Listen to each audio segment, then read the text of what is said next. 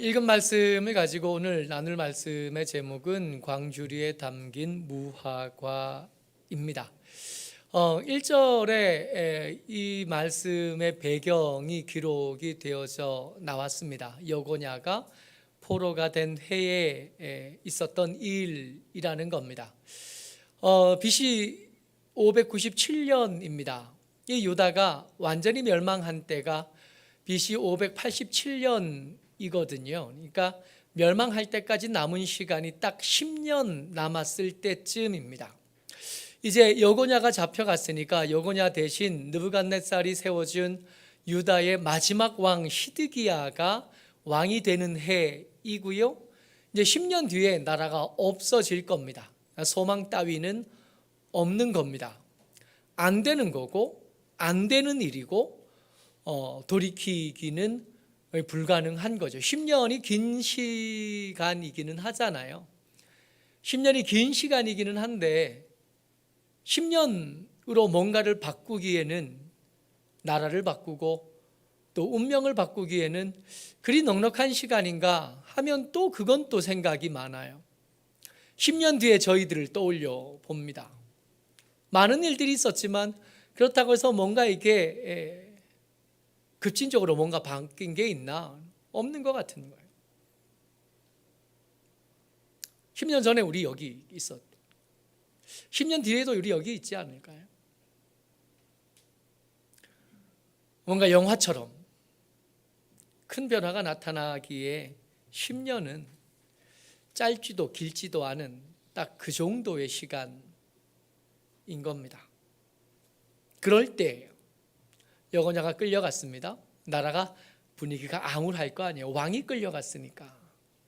억지로 세운 왕 하나가 세워졌고 그 왕은 이제 나이도 많아요. 나이 많은 왕 하나가 세워진 겁니다. 그리고 이제 똑똑한 사람, 훌륭한 사람, 힘 있는 사람, 많이 배운 사람, 인텔리라고 할 만한 사람들 다 끌려간 뒤에입니다. 남은 사람들 마음속에는 패배감들이 있을 수밖에 없어요. 끌려간 사람 어떤 사람? 똑똑한 사람. 남은 사람 어떤 사람? 못난 사람. 단순하게 이렇게 비교가 될 때쯤입니다. 그럴 때쯤 여호와께서 예레미야에게 성전 앞에서 환상을 보여주신 겁니다. 같이 읽어요. 24장 2절 말씀입니다. 시작. 한 광주리에는 처음 익은 듯한 극히 좋은 무화과가 있고 한 광주리에는 나빠서 먹을 수 없는 극히 나쁜 무화과가 있더라.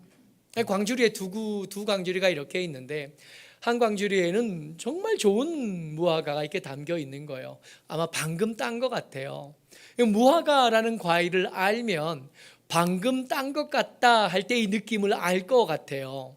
저희는 이게 무화과 산지에 살지 않잖아요. 여기 살 때는 무화과 저 전라도 쪽에서 거기서 따온 무화과 이렇게 적어도 하루는 지난 거. 근데 무화과는 금방 상하지요. 왜?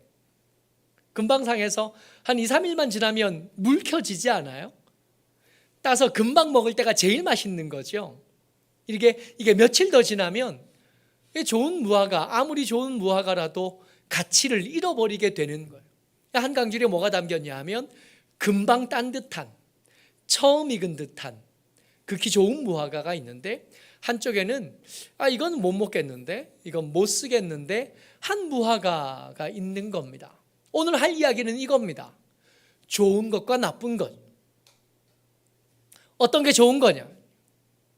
어떤 게 나쁜 거냐? 그러면 이것에 대한 기준을, 하나님의 기준을 들을 건데 중요한 건 이 하나님의 기준이 우리의 기준과 다르다는 거예요. 하나님이 좋다고 하신 걸 우리가 극히 좋아하지 않아요. 하나님 나쁘다 하신 걸 우리도 나쁘다 하면 좋을 텐데 우리가 그렇지 않습니다. 우리 눈에는 하나님 나쁘다 한 게 좋게 보일 때가 많고 우리 눈에는 좋아 보이는 것이 하나님 보시기에 안 좋아 보이는 수가 꽤 자주, 꽤 여러 번 삶의 선택의 순간에 다가오는 거죠. 이걸 잘못 선택하다 보면 인생은 꼬이기 시작하고 이걸 잘못 선택하다 보면 인생은 힘들어지게 마련이거든요. 인생을 가르치는 선생님들이 2가지 정도 실패하면 인생은 완전히 망한다 그래요. 그 첫 번째가 뭐냐 하면 공부해야 될 때 일하겠다 하면 망하는 거래요. 20살 아이들이 이 생각 많이 해요. 20대 친구들이 공부해야 될 때 얼른 돈 벌고 싶은 거예요. 얼른 빨리 돈 벌기 시작하면 더 많이 벌 수 있을 것 같다 생각하는 거예요. 그러다가 공부해야 될 때 공부 안 하고 일하면 인생은 한번 망하는 겁니다. 기억하셔야 돼요. 준비를 잘하는 게 훨씬 더 중요합니다. 또 한 번 망하는 순간이 있는데 언제냐 하면 30, 40대가 착각하는 거예요.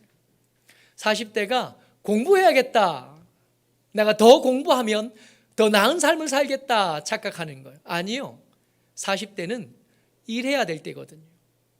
이제까지 준비한 것으로 열심히 살아야 될 때거든요. 근데 이 두 번 속으면 인생은 소망이 없게 되는 거예요. 인생을 가르치는 사람들이 흔히 하는 말입니다. 좋은 것과 나쁜 것을 분별할 줄 알아야 될 텐데, 우리가 오늘 나눌 이야기는 인생을 가르치는 사람들 얘기가 아닙니다.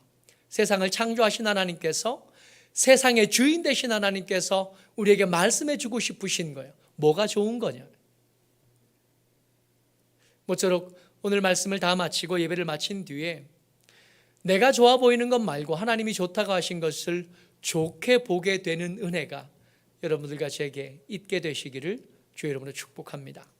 먼저 하나님이 좋다 말씀하신 거예요. 하나님께서 뭘 보고 좋은 거다 말씀하셨나, 그 이야기를 하나하나 꼽아보면서 말씀을 나눠보겠습니다. 24장 5절 말씀입니다. 같이요, 시작. 이스라엘의 하나님 여호와께서 이와 같이 말씀하시니라.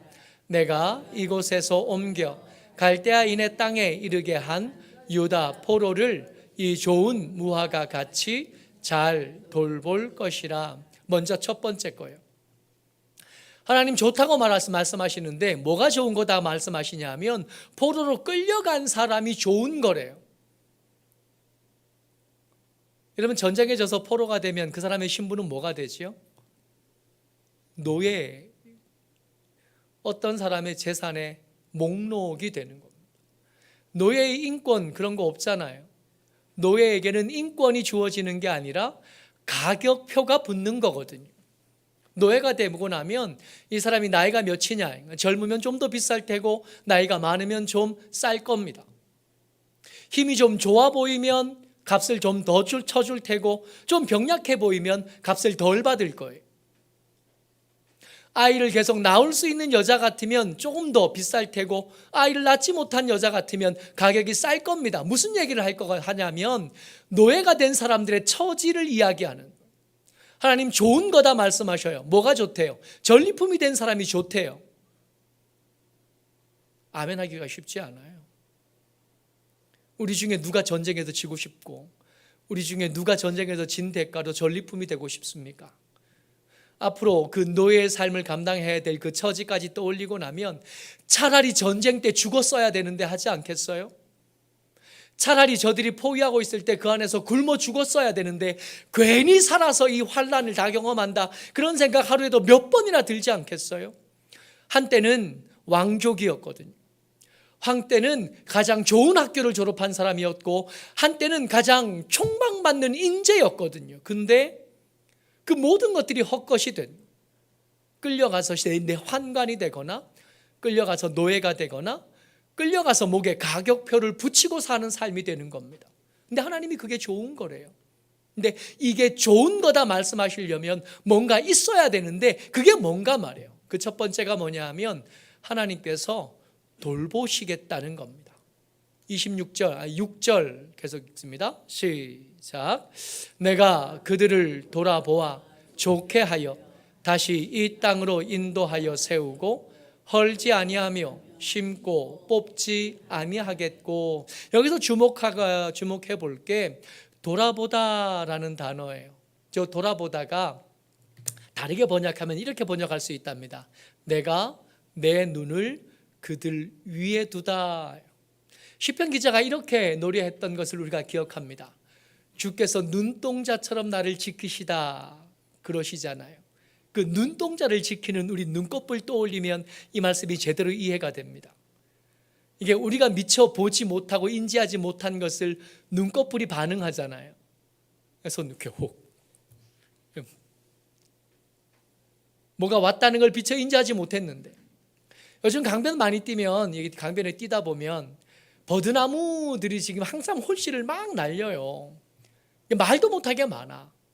근데 이게 나도 미처 보지 못한 건데 갑자기 눈이, 이게 홀씨가 눈앞에 온 거예요. 내가 인지했으니까 한 거겠죠. 나는 그걸 본 적이 없어. 근데 눈꺼풀은 반응한 거예요. 눈동자를 지키려고. 하나님께서 전리품이 된 사람들에게 말씀하신 겁니다. 내가 너희들 위에 내 눈을 두겠다 말씀하시는. 너희들이 방치된 채로 거기 그냥 있게 하지 않겠다.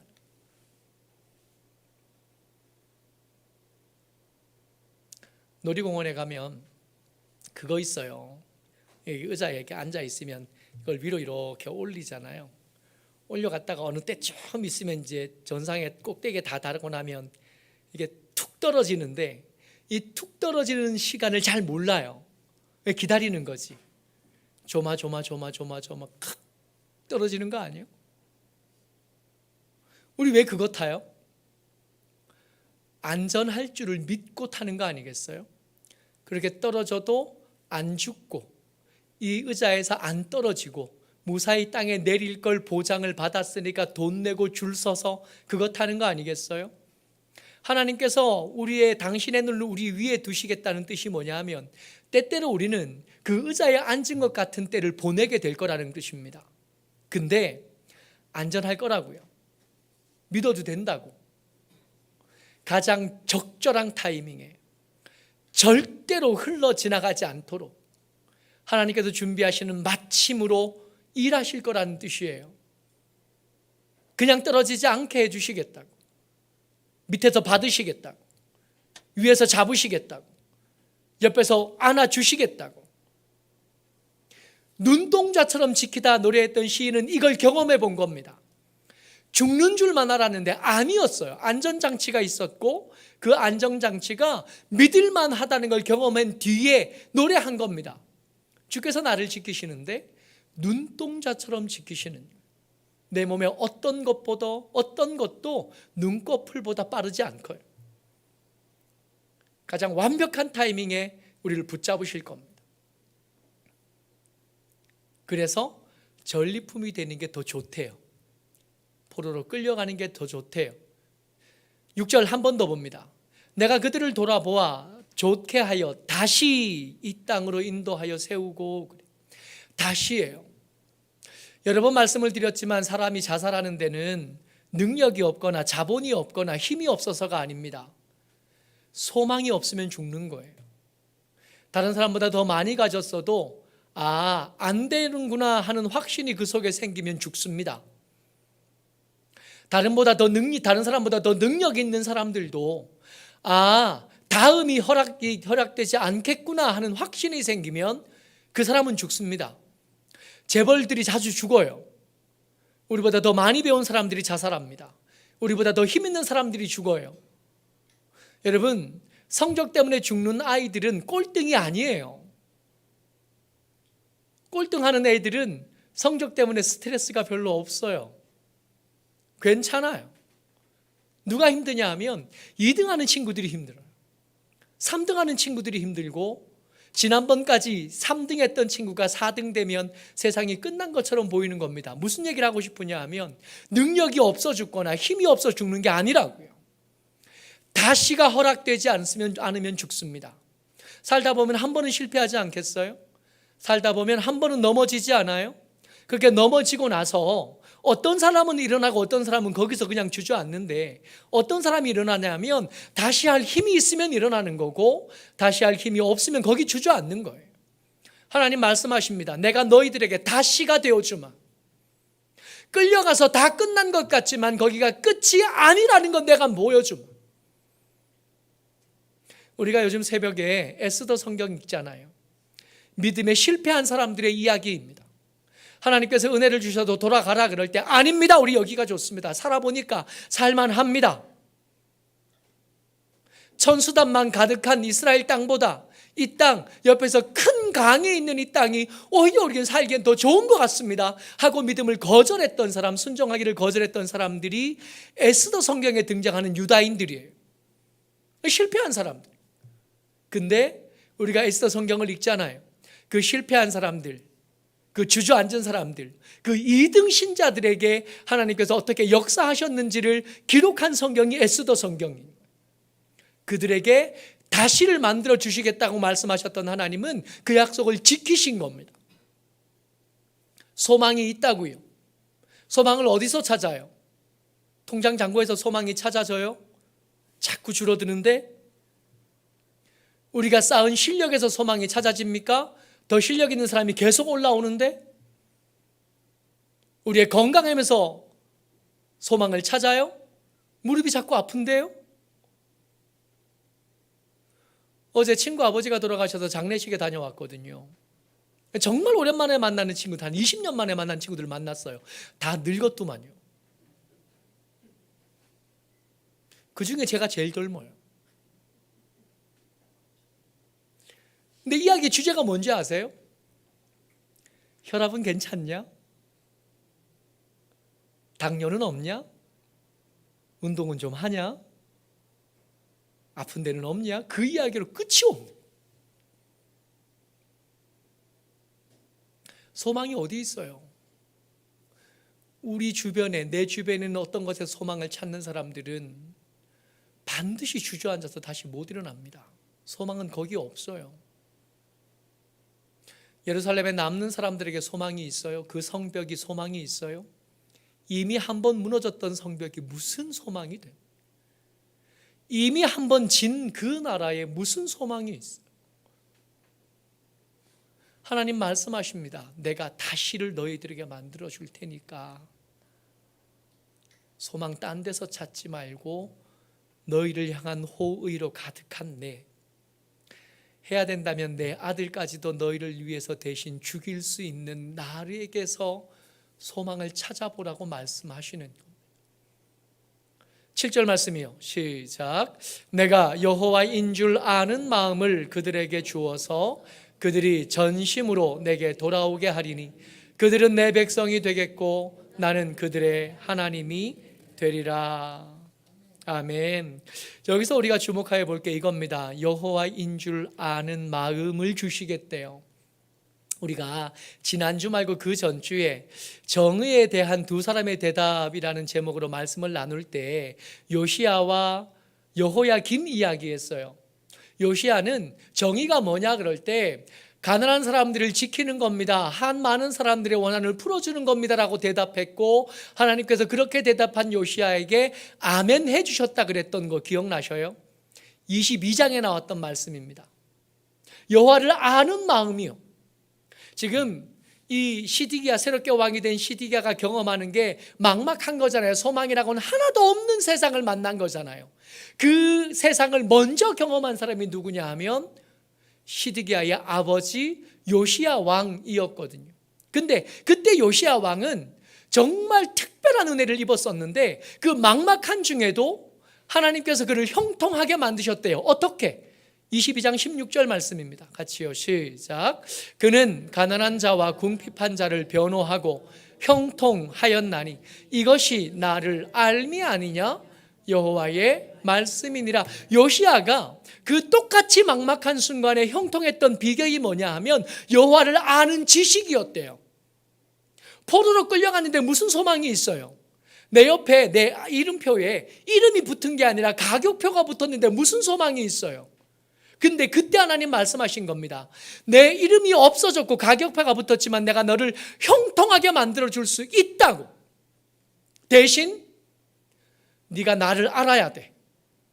너희에게서 만든 형통이 아니기 때문에, 너희 주변에서 도착하고 출발한 그 형통이 아니기 때문에, 내가 준 형통이기 때문에 나를 좀 알아야 되고, 내가 어떤 생각을 가지고 있는지, 내가 무엇을 할 수 있는지 너희들이 좀 알아야 돼.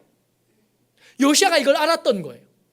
그래서 내 힘으로 이 나라를 지켜보겠다고 하지 않고 하나님의 말씀으로 이 나라를 지켜보겠다고 한 겁니다. 그래서 뭘 했냐 하면 가난한 자를, 궁핍한 자를 먹이기 시작한 거예요. 여러분, 이 가난한 나라에서 난민을 받아들이고 그들에게 먹을 것을 주는 건 결코 쉬운 일 아닙니다. 우리 형편에서 구제를 계속하는 거, 우리 형편에서 무료급식을 계속하는 거 결코 쉽지 않습니다. 지지난주에 우리 같은 노회에서 같이 사역하시는 우리 교회 홍성목 목사님 교회에 다녀왔어요. 이 교회가 저희 교회보다 작아요. 아니, 작지 않아. 작다 정도가 아니라 우리 교회 반의 반 정도밖에 안 됩니다. 성도들 한 15명 정도밖에 안 되셔요. 근데 이 교회에서도 무료급식을 해요. 매주 첫째 주, 셋째 주 점심때가 되면 국수를 삶아요. 그래서 한번 가고 싶어서 약속을 하고 그날 갔는데, 이 국수를, 그래도 우리는 그래도 가스레인지라도 좀 크잖아요. 그 교회는 가스레인지가 그냥 가정용 가스레인지예요. 동네 분들, 그 시장 분들이 오셔서 첫째 주, 셋째 주에 국수를 드시고 가는데 결코 쉽지 않아요. 우리 주방 작아서 불편한데 그 주방을 보고 나면 감사함이 뭉클뭉클 생겨요. 재미있는 게, 그 일을 시작한 지 꽤 오래되셨는데 동네 주민들이, 이게 장사하시는 분들이 이제 국수를 먹으러 올 시간이 안 되니까 냄비를 들고 오시더라고요. 냄비를 들고 오셔가지고 5인분 주세요. 그러면 5인분을 거기서 끓여가지고 이렇게 담아주시면 5인분 들고 가시네요. 동네 할머니들 와서 국수 자시고, 우리처럼 줄 서서 먹진 않아요. 한 50명, 60명 드시는데 올 때마다 이렇게 새로 끓여서 이렇게 내시더라고요. 쉽지 않아요. 근데 그 쉽지 않은 그 일이 여호와를 아는 것으로 인정받게 만든대요. 어렵지만 할만하지 않아요? 우리가 구제하는 일, 선교하는 일 쉽지 않습니다. 쉽지 않은데 이 가난한 자와 궁핍한 자를 변호하고 그들을 먹이면 그걸 한 것을 가지고, 아, 너는 나를 아는구나 해주신대요. 그럼 할만하지 않아요? 그게 하나님의 형통을 우리에게 더 하셔야 될 이유가 되어 주니 할만한 겁니다. 라면을 나누어 주는 일이 속에 천불 날 때가 많지만 매일 가서 보거든요. 1,000원으로 받고 2개 파는 거 매일 이렇게 봐요. 이렇게. 근데 그래도 할만한 거예요. 그렇게 하면 이걸 네가 나를 아는 것으로 내가 여겨주마 하시니, 여러분 성경 공부 많이 하면, 성경을 많이 외우면 하나님을 아는 게 아니라 가난한 자와 궁핍한 자를 변호하고 편들어주고 저들에게 먹을 것을 나누어 주면 그것으로 하나님을 안다고 여겨줄게. 할만한 일이, 이게 좋은 것, 나쁜 거요. 말씀 같이 읽습니다. 8절부터 10절까지 같이 읽어요. 길게 쭉 읽습니다. 시작.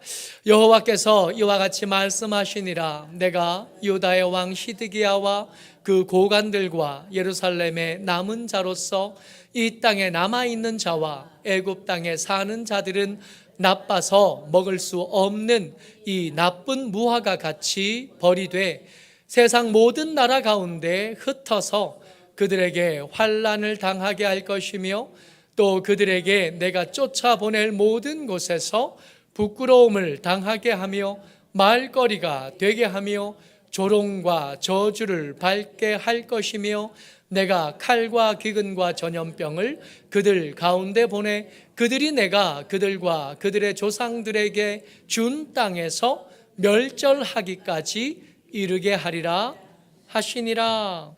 아멘. 몇 가지로 요약합니다. 흩어버리시겠대요. 근데 한번 생각해 보십시다. 전쟁에서 졌어요. 하나님께서 뭘 하셔야 흩어집니까? 그냥 놔두면 흩어집니까?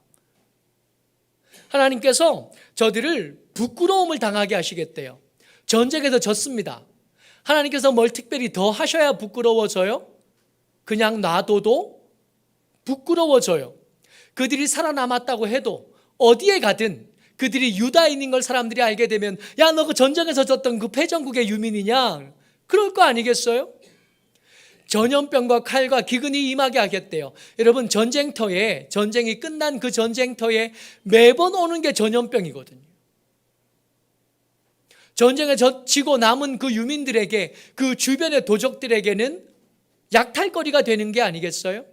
하나님께서 뭔가를 더 하셔야 그런 꼴을 당하는 게 아니라 그냥 가만히 두면, 하나님께서 아무것도 안 하시고 그냥 내버려 두면 전쟁에서 진 그 사람들은 흩어지게 되고 부끄러움을 당하게 되고 칼과 기근과 전염병에 시달리게 되고 소망이 없게 되는 겁니다. 나쁨이요. 고향에 남을 수 있게 됐어요. 전쟁에 졌는데 운 나쁜 어떤 사람은 포로로 끌려가고 운 좋은 어떤 사람들은 그 성 안에 남았는데 언뜻 보기엔 이게 좋은 것처럼 보이지만 하나님께서 그들에게 더 이상 지켜주심이 되지 않고 하나님께서 그들에게 더 이상 복이 되지 않겠다고 결정하시고 나면 그들의 일상은 그 자체로 이미 지옥입니다. 전쟁에서 진 나라에 먹을 게 있어요? 전쟁에서 진 나라에 자긍심이 있어요? 전쟁에서 진 나라에 흩어지지 않고 모여 있어야 될 이유가 있어요? 하나도 없는. 하나님께서 뭔가 적극적으로 저주하셔서 된 일이 아니라 그냥 내버려 두면 그냥 그렇게 되는 겁니다. 좋음과 나쁨에 대해서 이야기하고 있습니다. 하나님, 좋은 것 말씀하시는데 포로로 끌려갔지만 좋다 말씀하셔요. 왜요? 함께 가실 거거든요. 돌보실 거고 눈동자처럼 지키실 거고 다시를 허락하셔서 소망을 말씀하실 거고 거기서라도 그렇게 하나님 안에 살면 너희가 나를 안다고 인정해 주겠다고 말씀하십니다. 그래서 좋대요. 여러분, 상황이 좋은 게 아니라 하나님의 함께 하심이 좋음이 된 겁니다. 나쁜 거요. 끌려가지 않고 여기 남았어요. 구사일생이지만 그게 나쁨일 수밖에 없는 것은 하나님께서 더 이상 그들을 지키지 않으실 겁니다. 그래서 당연하게 흩어질 테고 당연하게 부끄러움을 당할 테고 당연하게 전염병에 시달릴 테고 당연하게 하나님께서 말씀하셨던 유산을 얻지 못하게 될 겁니다. 나쁜 거예요.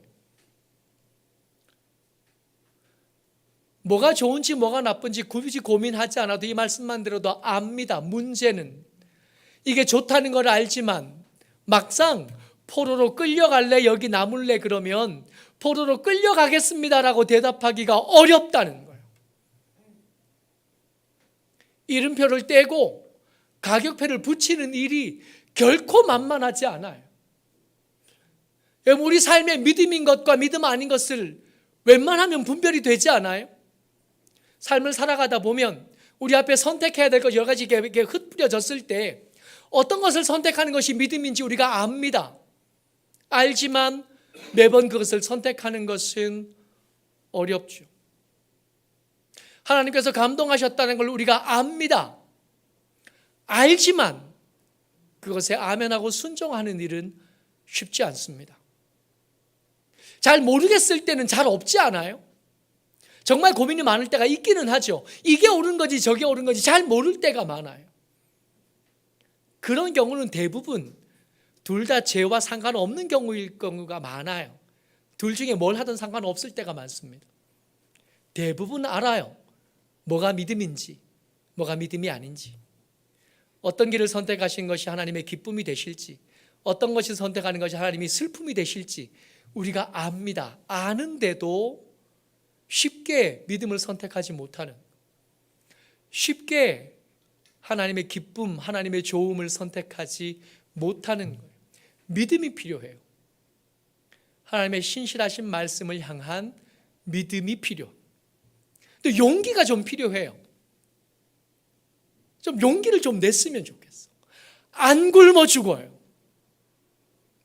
안 망해.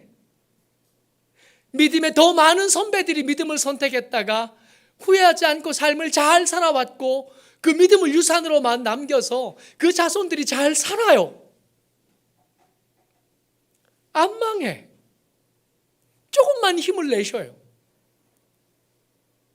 조금만 좀 힘을 내봐요. 안 망해. 안 죽어요. 역사의 주인 되신 하나님께서 지키실 겁니다. 소망을 만드실 거고 후회하지 않도록 새로운 길을 허락하여 주실 겁니다. 말씀 한 절만 더 읽고 마치려고 합니다. 사무엘상 23장 16절 말씀이에요. 요나단이 도망자가 된 다윗을 찾아가서 해준 말이에요. 같이 읽어요. 시작. 사울의 아들 요나단이 일어나 숲풀에 들어가서 다윗에게 이르러 그에게 하나님을 힘있게 의지하게 하였는데,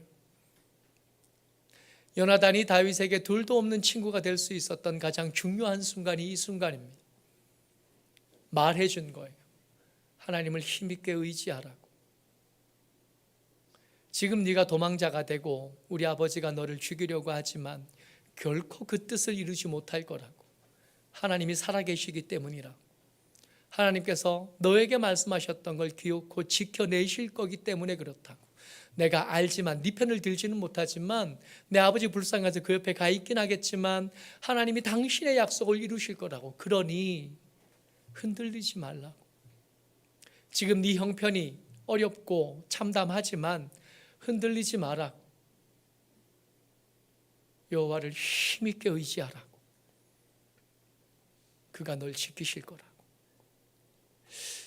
여러분, 우리가 교회가 됐잖아요. 우리가 서로에게 요나단 같은 사람, 다윗에게 요나단 같은 사람 되어줄 의무가 우리에게 생긴 거예요. 등 떠밀어주는, 여호와께로 하나님 의지하라고, 믿음 밖으로 떠밀려 나가지 말라고 하나님께로 이게 떠밀어주는 겁니다. 그러면 힘을 좀 내거든요. 혼자 선택 못하다가 옆에서 선택하는 사람을, 그럴듯한 사람 옆에 있으면 나도 고민 좀 덜하고 이렇게 쓱 걷기도 하거든요. 어쩌록 저와 여러분들이 믿음을 선택할 수 있기로, 하나님이 좋다고 말씀하시는 것을 선택하고, 그리고 그렇게 선택할 수 있도록 우리 주변 사람들에게 위로가 되고 힘이 되는 사람 되어주시기를 주의 이름으로 축복합니다. 아멘. 이 시간 우리 한번 같이 기도했으면 좋겠습니다. 기도할 때 하나님 좋다고 하신 것을 선택할 수 있는 믿음을 제게 주십시오. 하나님 좋다고 말씀하시는 것을 내가 선택할 힘을 더하여 주옵소서. 망설이는 사람들 우리 주변에 있는데 저들에게 내가 좋은 모습 보일 수 있도록, 내가 저들에게 다윗에게 요나단이 있었던 것처럼 그 역할을 할 수 있도록 우리를 주장하시고 우리를 붙잡아 달라고, 믿음의 좋은 것을 선택하는 우리가 되게 해달라고 이 시간 같이 기도합니다. 은혜가 많으신